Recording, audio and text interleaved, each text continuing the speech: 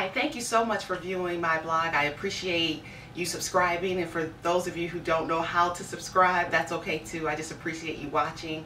Also, all of your email comments and questions. I've just been so pleased to be able to answer those and to read what you think about some of the things that God has given me to say. So thanks again for watching. Today I wanted to talk to you briefly about this whole idea of saving face. And what I mean by that is following through with something that is a bad plan, but you want to do it anyway because you don't want people to look at you poorly or to think you're a quitter. And I have an example of that, of course, from my own life, like I always do. I had decided that I was going to do a detox program, and I was following a blog, and I still am. It's Natural Journey. She is doing some really wonderful work there, and she had asked her viewers to join her in doing a 10-day detox for the new year. And I thought it was a great idea.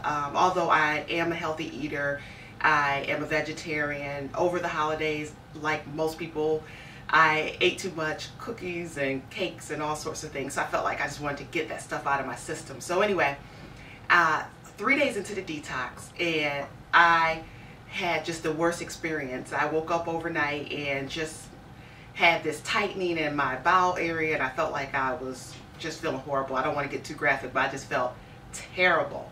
And after being up about 40 minutes with that painful feeling, I just said a prayer and I said, God, if you just let this pain go away, I will quit this detox.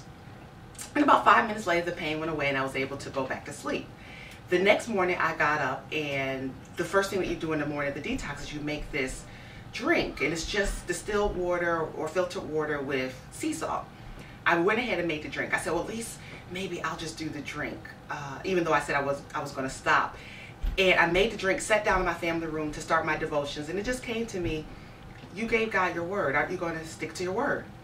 And I thought, okay, that's right. I gave God my word. I'm going to stick to my word, even though I'm going to now have to tell people I quit the detox. Okay.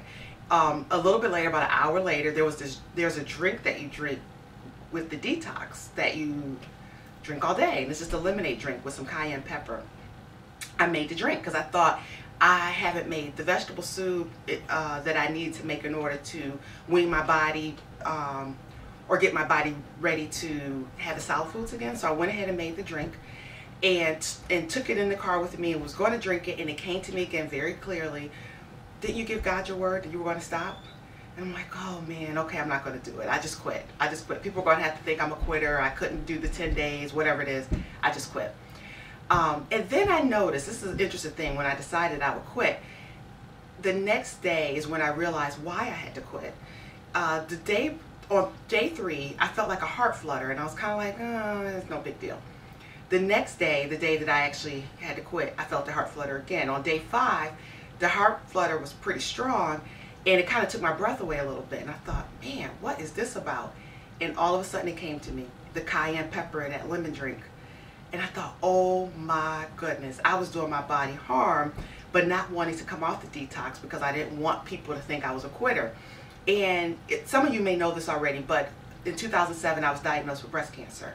And one of the side effects of the chemo was that I developed a heart condition, which thank God reversed itself. I went to a cardiologist, he gave me some medicines, and through a lot of prayer it just reversed itself. So I'm so pleased that I no longer have the heart problem.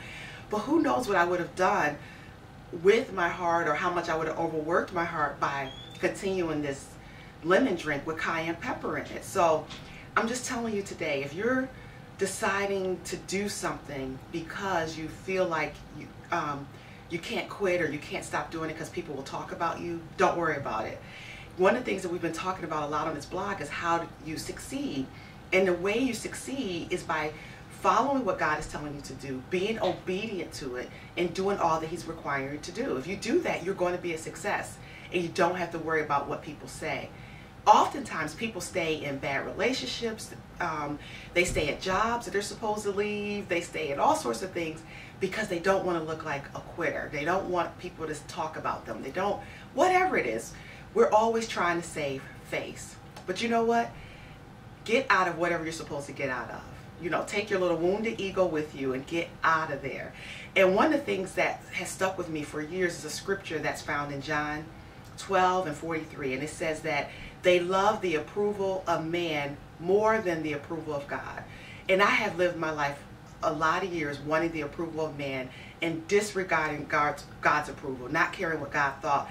But now I'm not in that state any longer. I'm not in that season. I really want to do what pleases God. So I'm telling you this year, make it your intent to get out of things that you're supposed to be out of. Don't worry about saving face, because in the long run, it's going to work for your good. Take care.